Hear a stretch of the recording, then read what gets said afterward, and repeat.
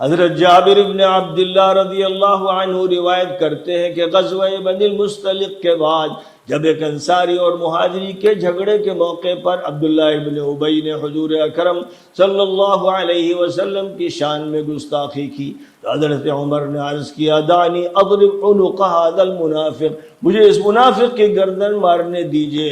تو آپ صلی اللہ علیہ وسلم نے فرمایا چھوڑو، لوگ تو یہی کہیں گے نا کہ محمد اپنے صحابہ کو قتل کرواتے ہیں، کیونکہ عبداللہ ابن ابی کا شمار صحابہ میں تھا۔ یہ روایت امام بخاری۔ اب یہ دیکھیے کس طرح سے یہ تلبیس کر رہے ہیں۔ جب بھی اہل سنت والجماعت کے علماء یہ کہتے ہیں صحابہ سارے کے سارے عادل ہیں، تو یہاں صحابہ سے صحابی کا لغوی معنی مراد نہیں ہوتا ہے، بلکہ صحابی کا اصطلاحی معنی مراد ہوتا ہے۔ اور یہ خبیث جتنی بھی حدیثیں لا رہا ہے نا، اس میں سب سے بڑی تلبیس وہ یہی کر رہا ہے کہ جن حدیثوں میں صحابی کا لفظ اس کے لغوی معنی میں استعمال ہوا ہے، وہاں لغوی معنی کو اصطلاحی معنی میں استعمال کر کے صحابہ پر تان کر رہا ہے۔ اس لیے پہلے لغوی معنی اور اصطلاحی معنی کا فرق سمجھ لیں۔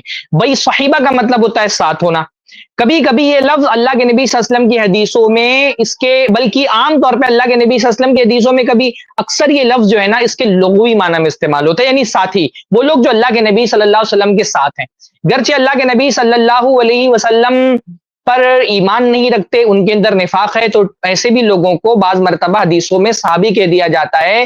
جب ہم یہ کہتے ہیں نا کہ اللہ کے نبی صلی اللہ علیہ وسلم کے تمام صحابہ عادل ہیں، تو صحابہ سے مراد لغوی معنی میں صحابہ نہیں ہے کہ جو لوگ اللہ کے نبی صلی اللہ علیہ وسلم کے ساتھ ہیں، بلکہ اصطلاحی معنی میں صحابی مراد ہوتے ہیں۔ ایک ہوتا ہے صحابی کا لغوی معنی، صاحب کا مطلب ہوتا ہے ساتھی۔ لغوی معنی میں اللہ کے نبی صلی اللہ علیہ وسلم کے ساتھ اللہ کے نبی کے صحابہ بھی تھے جو اللہ کے نبی پر ایمان لائے، دین میں اللہ کے نبی صلی اللہ علیہ وسلم کی نصرت کی، اللہ کے نبی صلی اللہ علیہ وسلم کا تعاون کیا، اور اللہ کے نبی کے ساتھ فزیکلی وہ لوگ بھی موجود تھے جن کے دل میں نفاق تھا، لیکن فزیکلی وہ اللہ کے نبی صلی اللہ علیہ وسلم کے ساتھ تھے۔ یہ جو صحابی کا لغوی معنی ہے، اس معنی بھی کو کبھی کبھی حدیث میں صحابی اس کے لغوی معنی میں استعمال بھی ہوتا ہے۔ جب ہم کہتے ہیں صحابہ سارے کے سارے عادل ہیں، تو یہاں صحابہ سے مراد لغوی معنی میں صحابی نہیں ہوتا ہے، بلکہ اصطلاحی معنی میں جو صحابی ہے۔ اور اصطلاحی معنی میں صحابی کن کو کہا جاتا ہے؟ من لقی النبی صلی اللہ علیہ وسلم یقظۃ مؤمنا بہ بعد بعثتہ حال حیاتہ۔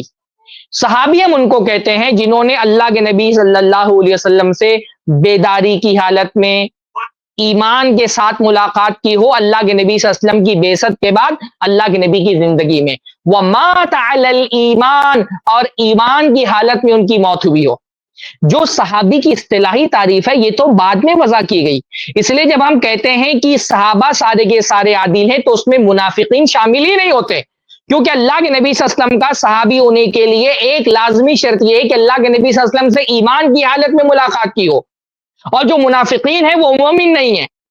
اس لیے اس طرح کی حدیثوں میں جس میں اللہ کے نبی فرما رہے ہیں منافق کے بارے میں کہ لوگ کہیں گے کہ محمد اپنے ساتھیوں کو قتل کرتا ہے، یہاں صحابی سے مراد یہ اصطلاحی معنی میں صحابی نہیں ہے، بلکہ یہاں صحابی سے مراد ہے اللہ کے نبی صلی اللہ علیہ وسلم کے ساتھ فزیکلی ساتھ رہنے والے لوگ۔